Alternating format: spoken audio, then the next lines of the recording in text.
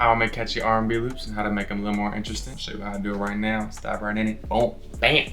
First thing that I like to do to spice up my R&B chord progression is to add depth. How I do that in a little progression like this is I like to take all the root notes and then just copy them and put them down an octave. So I would just highlight all the root notes, chord progression, which is just going to be your bottom note in each of the triads. I only have triads in this chord progression, but just highlight those and you can just hold down shift and I like to just drag it to the right, drag it back in place. As long as you have your snap to grid on, it should be good. And then once you have it duplicated, you're just going to hold down control and press the down arrow. And that way, those same notes are going to be copied down one octave. So it'll just sound more whole as a progression. So let's just hear it with.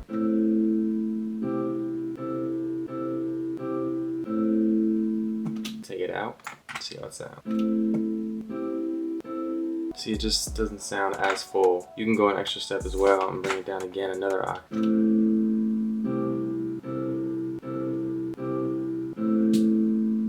You can kind of see that it makes it just more full. It adds more depth to progression. I'm just going to keep one going right here. So you can do that with the root note, but I'm actually just going to copy the top notes and see how that sounds. Play with either or just because the top notes have more variations. So I believe it's pretty cool. Since we just brought it down an octave, it kind of seems a little bit close to the chords, so it's not going to stick out as much. So we're just going to press control down again, bring it down another octave so it sticks out more.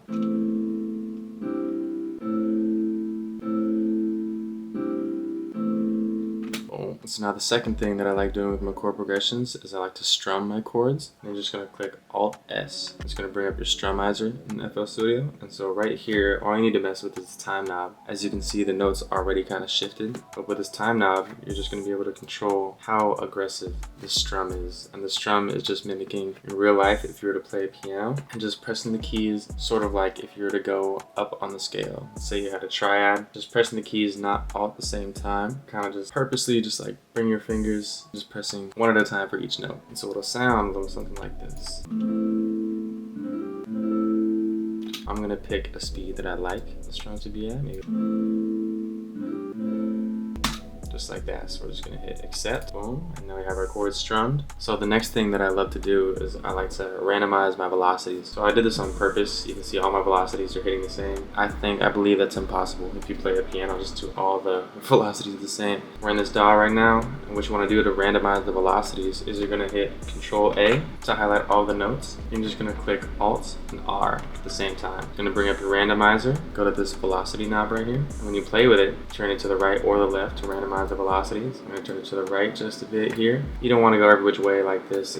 This isn't going to sound realistic either. It's not like you're going to mess up this bad in terms of differentiating the velocities, but you want to make it differentiated so they don't sound just boxy, like all the notes are pressed to the same power. I say around here is probably good.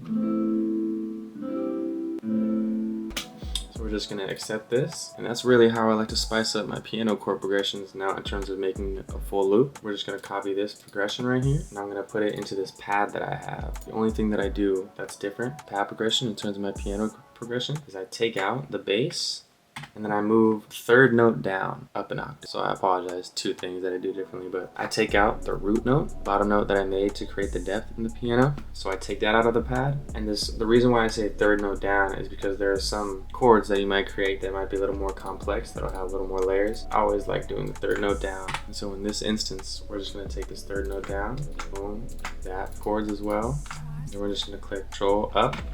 And this way it's gonna take it an octave up, and so that way the voicing of these chords is just different, meaning that the notes are going to stay the same, they're essentially going to sound the same, but it's going to be tweaked a little bit. They're not the sounds in each chord that make up each chord. A different one is going to be popping out differently. Simple way to add variation. And this, you can leave it just like this, since this is strummed a little awkwardly, but since it's a pad, I always tuck my pad to my beat anyway. So for this bass line, what I love doing with my bass lines is I'll just take piano progression that we have, paste it in our bass line, and then since we already made this right here, the root notes, I actually just make it like that, exactly like that. I leave this and I actually take out all the top chords that we created. So just as with the pad we took out the bass part, with the bass we do the opposite and take out the chords. So now with this is gonna look a little wonky. So personally, I don't like using bass notes like this. Kind of depends on how your progression plays out too. If you want space, you can definitely add space in your bass line. But for this instance, I like having my bass line completely hitting on the grid, taking up as much space as it can, and having all the velocities played at the same velocity. As you can see, there are some spaces that we need to fill, and this is how you would do so. You would click Control A, highlight all the notes, and you would click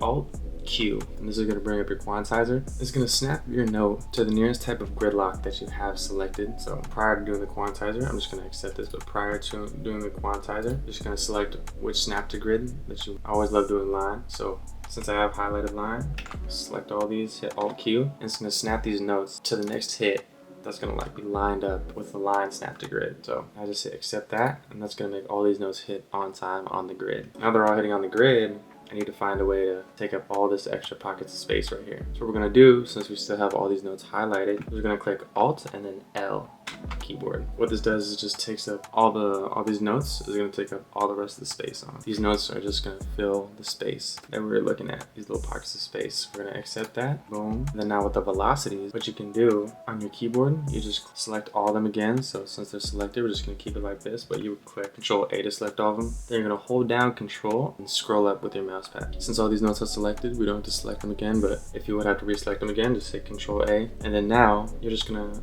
hold down Alt and scroll up on your mouse pad. There you are, just gonna scroll to the very top. So you're just gonna keep scrolling until they're all at the very top. And now they're all leveled. And so now just scroll them down. I like stopping them at 78 right here. See the volume right here, this part of the screen, 78 right here. Just because FL Studio loads it up as a default when you first open it. So just rock with that. You can do 75 right below it or 100 if your heart desires. If you aren't on PC, I believe there's not a way to do this. So what you could do is you could just click all these, just up PC, mouse, no problem at all. Just like that, job done either way. Just like that, highlight all of them and then Alt all the way down, 78, just like that. One last thing that I love doing just to add a little more ear candy and a little more variation is I like to make the bass line kind of move in the opposite direction of the chord progression. What we can do is instead of having this go down with the piano progression, we're gonna make it go against the piano progression. Kind of create a little more intensive feeling, just a little more ear candy for you to listen to. So what we can do is highlight these two notes, and we're just gonna bring it up.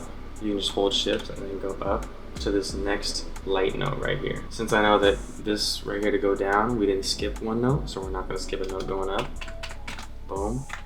And since this one, we skipped two notes right here to get to this one, we're just gonna skip two notes above this note to mimic it. Basically, we're just mirroring it on the upside instead of the downside. Right here, skip two notes, boom. A little more ear candy right around this part just to add more variation. So let's give it a listen.